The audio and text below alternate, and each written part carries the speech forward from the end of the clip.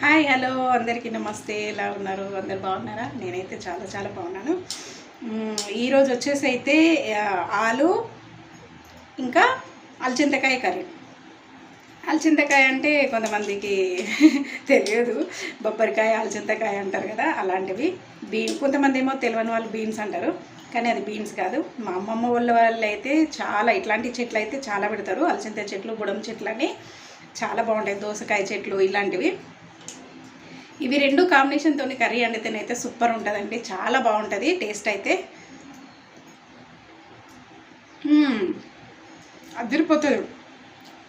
మెంతం కూర ఇంకా పోపు వేస్తాం కదా, సూపర్ ఉంటుంది. మెంతం, పచ్చిమిర్చి, పోపు దినుసులు అన్నీ, కొత్తిమీర, టమాటా అన్నీ వేస్తాయి కదా, చాలా సూపర్ ఉంటుంది. ఇలాంటివి ఒకసారి మీరు